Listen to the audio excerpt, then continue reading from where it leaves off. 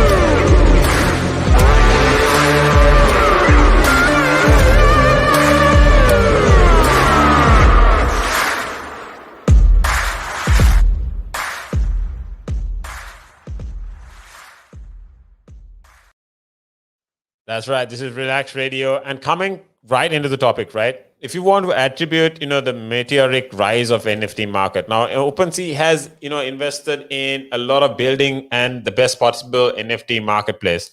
You get creators, you get inspired.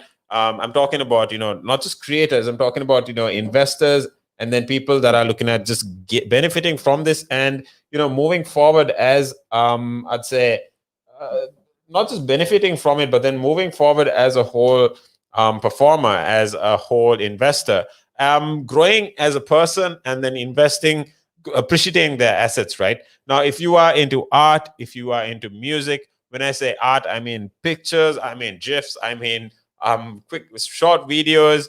You know, these are a place. These are pieces of art that are on the blockchain that no one else can actually imitate.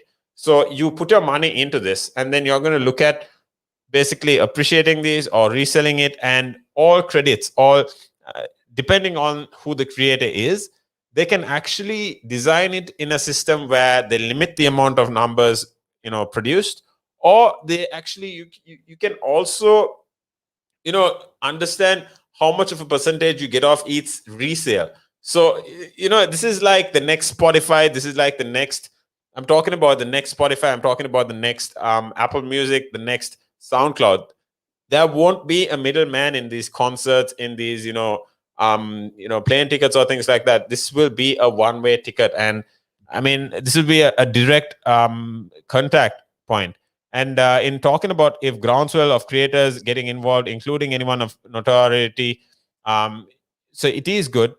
They say that the more content, the better, because you know, in the marketplace, people will pick and choose the content that really works in the long run, and they've seen a couple. So it's important to know, you know, who is looking at these, if they are celebrities, if they're creators, you know, operate only in the short term and not cultivate communities around their collectors. Now, that's often the differentiating factor for a long-term successful NFT project. But the communities, like the creators that come in, just start creating additional items for their collectors, new communities where you have to own an NFT in order to get content that only collectors can access. And you know, the special experiences, such as, you know, concerts within backstage passes, are only available to ticket holders or to NFT holders. So like I said, you're looking at a long-term NFT drop. And when you're talking about performance, when you're talking about registration, recognition, these are going to be tickets, these are going to be you know, IDs and tokens that basically help you recognize or stand out in terms of who you are as a person, apart from who else is trying to get what you want to get. So, you know, it's super cool. I'm super excited to see where this market is going. But for you to understand what else is important, remember this show is brought to you by SEMA, and just helping you understand how many NFT creators are there and how many are doing well. Now, there's basically what the process is here is, you know, people basically take part, and then when you have different, you know, traits, you might have different interests, you might have different genres of interest and different art projects, exciting communities. You know, these will still over of art. And you know, when you're talking about the same creators, you're talking about CryptoPunks, Lava Labs, the Board 8 Your Club. We just spoke about this. The Cool Cats, for example, Me Bits. You know, these are all made by the same creators. And you know, people have seen the most successful projects are around these guys. So the only things they've ever done is, you know, create individual creators who have gone all in on their collector communities, and these include people such as Josie Bellini, who was the first artist to go live on NFTs. And you know, if people detect that the creator is being authentic, then that contributes to their success. If they detect that any inauthenticity, this is what basically generally makes them fail. So you know, understanding what it is like to be at the top app of on Ethereum, they've started OpenSea, they've started, you know, understanding what App Radar is, and it is the best. It is nice vanity, and you know, it's important to understand where you are as a company, where you are as a performer, as you know, understanding as a creator, or you know, standing out, right? So you, what, as a creator, advice, the best advice I've got so far is to be authentic, have a story to what you're doing, engage with your audience, and keep creating, right? So this way you will keep getting popular, and just like that, your pieces. And as a buyer, as an investor, you need to keep in touch with your creators. You need to know when drops are coming out. Now, there's another drop on the 3rd of November. So I mean, some of these drops, as soon as they come out, they're sold out in like half an hour's time or an hour's time. So it's important to stay in touch with them as much as possible. Be on time. You know, keep your wallets ready. Keep the gas fees ready. If you're investing in it, invest If you're appreciating and selling, just do that, man. I mean, regardless of what you're doing, this is this opportunity out there, right? Now, a 550% market growth. Now, has this created a challenge in terms of growth, in terms of scaling? Now, obviously, there is a big, there is a lot of hard work put in, but the infrastructure and the platform team in particular have had to deal with levels of service, website traffic, security, and all these things have had a huge effort for in the last 12 months. But for $1 million gross margin value, this is off over $2 billion in sales, right? This is I'd say a challenge that they've had, but also dealt with since the money has been coming in. So talking about their monthly trading volume, there's about $2.1 billion in Ethereum. And the majority of that figure is secondary sales.